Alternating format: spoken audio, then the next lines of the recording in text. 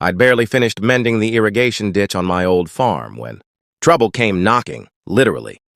It was old Mrs. Hargrove from the cul-de-sac down the road, waving a fancy binder like it was the Constitution itself.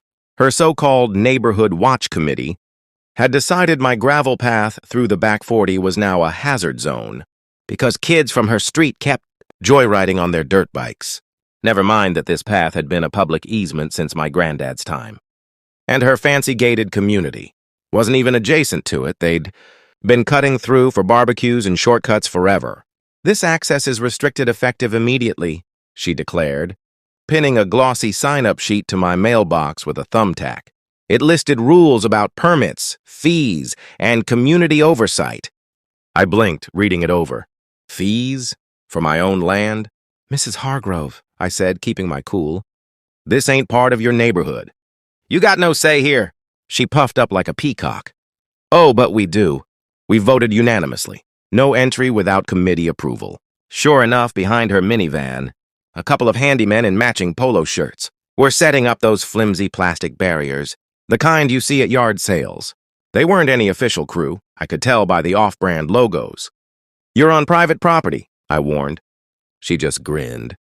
Call the authorities if you dare. I already did. Not 2 shakes later, a dusty pickup rattled up, and out hopped 2 fellas in ill-fitting vests that said, Community Enforcement. No real badges, no patrol lights? We're here to secure the area per association bylaws, the shorter one grunted. Bylaws? On land my family homesteaded back when her subdivision was just cornfields? I demanded legit credentials. The other one waved me off. Mind your business, farmer. This is official. That's when I got real close, voice low. You've got 1 minute to pack up and vamoose, or you'll see what county sheriffs look like around here. Mrs. Hargrove cackled. Bluff all you want, old-timer. We all know you're just some relic clinging to the past. Bingo, she'd handed me the rope. My smartphone was live streaming the whole circus, and I'd shot a quick group, text to my cousin down at the station. Before the barriers even hit the ground, a heartbeat later, gravel crunched under tires as his official cruiser rolled in, lights flashing low. Cousin Jake hopped out, starched uniform gleaming, radio crackling on his shoulder. He fixed Mrs. Hargrove with a steely gaze. Ma'am, you got a permit to obstruct a long-standing easement? Her jaw hit the dirt. The handymen froze like statues. As Jake started reciting the property codes from his notepad, I could see the panic set in.